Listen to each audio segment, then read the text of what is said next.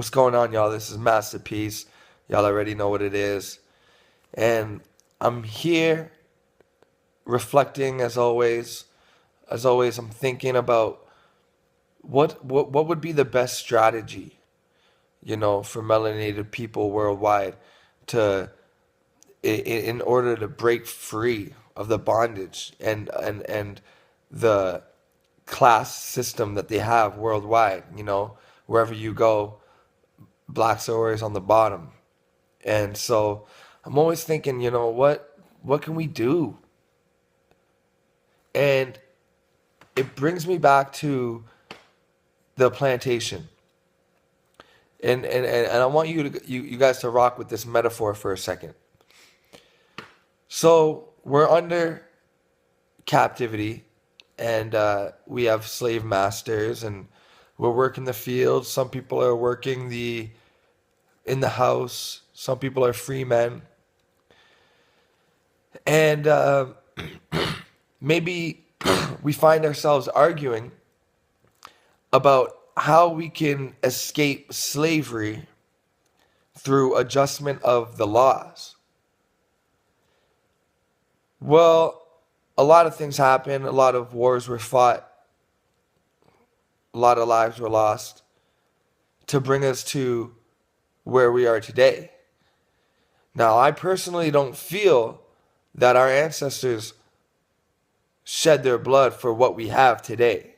I think that we are still not at the point of where we should be or what we once dreamed to be.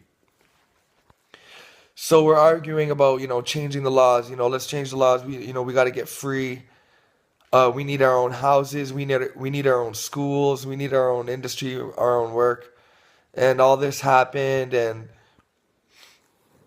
civil rights movement came and went, and we're still 3/5 of a human. We're still being shot down by the Poe, and they're still working, whether they be on leave or they get a pay increase, whatever. They're still using black targets in the South for target practice on the cop force. They're still doing all these things. The prisons are still packed and they're full with blacks.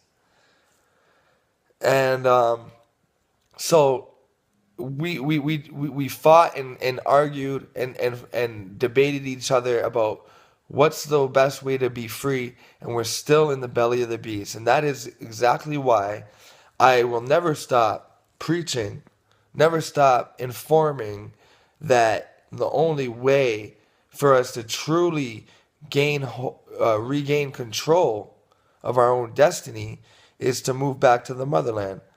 It's got the most space. You're not going to go to Trinidad and do this. You're not going to go to Haiti to do this. You're going to go to the motherland. We got the most space. We got the most people on our side. We got the most of our peoples. And people over there on the continent, they actually rebel and they actually protest and they actually make changes. But it's the funding for these small projects that get folded before they could ever see the light of day that would help Africa, but don't, because they get buried. Our money, our know-how, our abilities can go a long way on the continent, and their compassion and their friendliness can go a long way to show us how to treat each other again. Because we're free from the chains around our feet. We're free from slave shackles houses, and we're free from throwaway food and cold nights and hay beds. But we're still enslaved under the tax upon the fact that we're 3/5 of a human. So we did all that fighting and all that bickering only to be in the same shit that we were in 400, 500 years ago. Now, I know that there was some serious shit happening in Africa before we were brought here.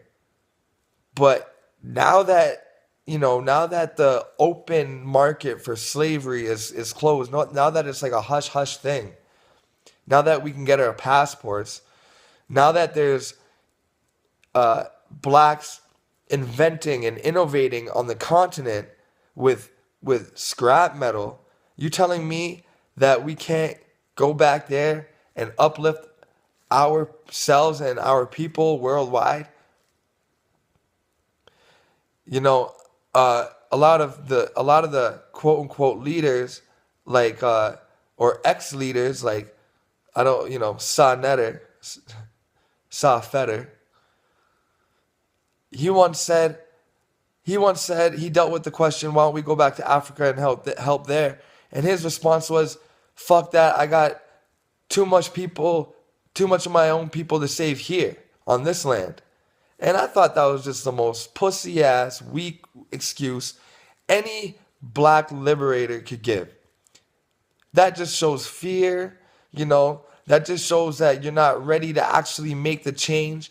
You're addicted. You like the drama. You want to stay here on the white man's titty, although you're preaching, everything you do is against it. Well, guess what?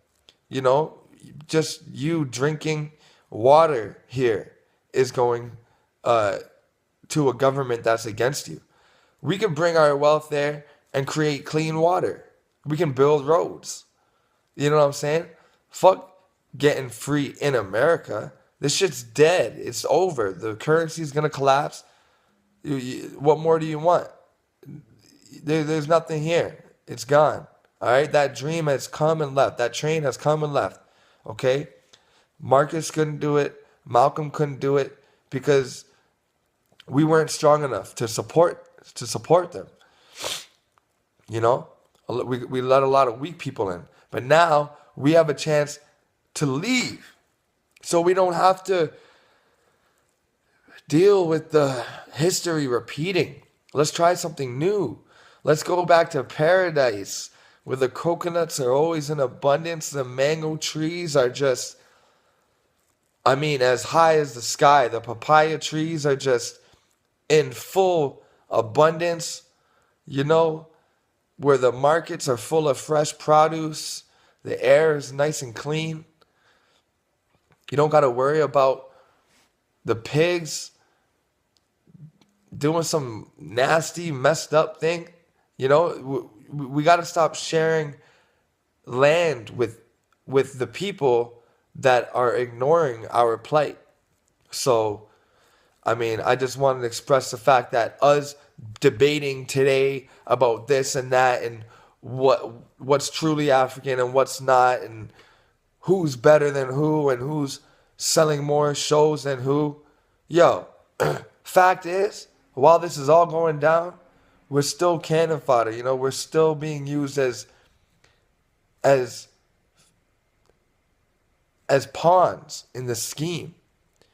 So we got to break free. We got to free our minds. We got to free our future generations and bring them back home. Re-strategize off of the turf of the beast and get our act together and really make a change. Because once we're there, we can really, really make changes. All right, yo, it's Master Peace. Eat to live. One.